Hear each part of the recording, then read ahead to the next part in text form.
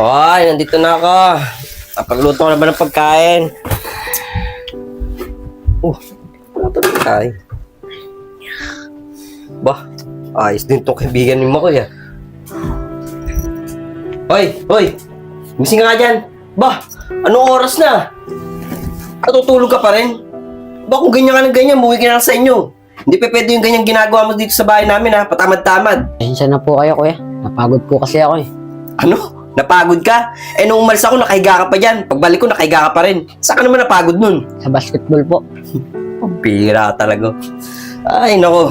Pagka ganyan ka ng ganyan, muwi ka na lang sa inyo ha. Asa ba si Makoy? Tapos na rin magugas. Tay, andito na ba ako? Tapos na ba ako magugas? Ang sipag talaga ng anak ko. Napakabait pa. Saan nga pala yung kuya mo? Saan na naman pumunta? Tay, kanina pa po siya umalis. Yung sabi pag ginanap mo raw po siya, andun lang daw po siya sa court, nagbabasketball. Ano ba naman yung kuya mo?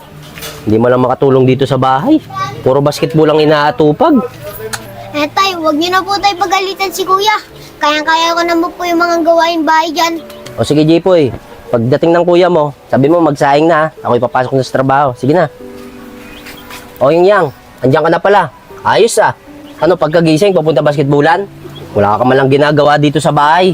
O sige na. Basta yung kapatid mo, tulungan mo ha. Magsaing kayo. Para may makakain kayo.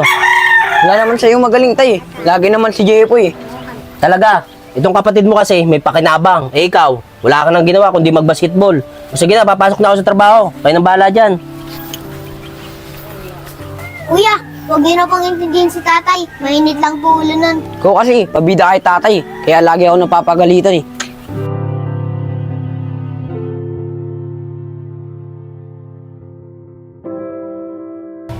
Nabayin mo, Koy. Ang tagal mo niyan yan. Kanina pa tayo nang gantay dito. Kaya nga eh, baka mamaya mangunahan pa tayo sa court eh. Oo nga, siguro. Parating na yan. Oh, ayun na pala sa inyo no. Yan, tara dito. Okay, Andre, pasensya na, natagalan ako ah. Kaganyan pa ba kayo nandito? Oo, kanina pa kami nandito. Ang tagal mo lumabas eh. Tara na, baka maunahan tayo sa court. Oo nga, tara na. Ayos na to, luto na to. Jipoy, anak. Bakit po, tay? Asan nga pala yung kuya mo? Pumasok na ba sa school? Opo, tay. Kanina pa po siya tay pumasok eh. Ganun ba? Saan nga pala, nakapagluto na ako dito. Pagdating ng kuya mo, sabihin mo, kumain na kayong dalawa. Saan nga pala, pasuyo nga pala ako ng bagkot. Papasok na rin ako sa trabaho. Sige po, tay. Kukunin ko lang po yung bag niyo. O, sige. Tay, eto na po. O sige anak. Alis na ako ah. Kayo nang bahala dito. Tay. Nakapagluto din. Jepoy, nasan nga pala si tatay? Si tatay, kuya. Kanina pa po siyang umaga pumasok. Ganun ba? Baka sinabi mo kay tatay na hindi ako pumasok sa eskwela no? Ano ka ba naman, kuya?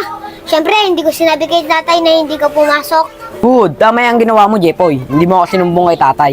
Tsaka nga pala, nakapagluto ka na ba ng pagkain? Opo, kuya. Pagkain mo nga ako dyan, nagugutom na ako eh. Sige po. Bilisan mo ah.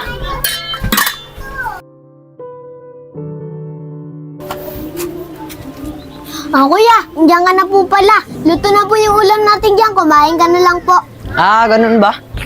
Mamaya na lang ako kakain. Busog pa naman ako eh. Hoy, Jepoy, ano ba yung ginagawa mo? May test po kasi kami, kuya. Test? Patingin nga ako ng test mo. Hoy, wag kuya! Ito ba yung pinagmamalaki mo? Kuya, anong ginagawa mo? Papagalitan ako ng teacher ko kapag di ko sa kanya ito napasa. Ito, wala akong paki kahit magalit pa yung guru mo. Ayan, lamunin mo. Hoy, ganyan. Ba't mo ginaganyan kapatid mo? Ba't mo binabato? Yan, nakahanap ka na naman nakakambi mo, Jepoy. Hoy, ikaw Yang ah. Wala ka na nga pakinabang dito sa bahay. Tapos sinisira mo pa yung papi ng kapatid mo. Yan, tay, dyan naman kayo magaling eh. Napagalitan ako. Wala na akong nagawang tama dito sa bahay na to. Puro na lang mali, nakikita nyo. Paano hindi ka malayan ang makikita ko dito sa bahay? Aalis ka dito. Magang-maga, papunta ka sa basketballan. Hindi ka man lang makatulong dito sa bahay. Tapos itong kapatid mo, ginugulo mo pa. Alam mo na nag-aaral. Dami nyo mga sinasabi. Makalabas ka nga muna. Ito na ako. Bata ka. Wala nga pala akong toyo. Mag-adobo nga pala ako. Tuso nga muna yung anak ko. Jepoy, anak!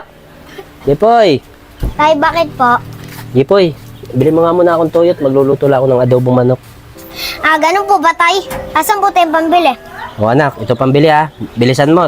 Kailangan natin maluto na tong pagkain natin para makakain na tayo mamaya.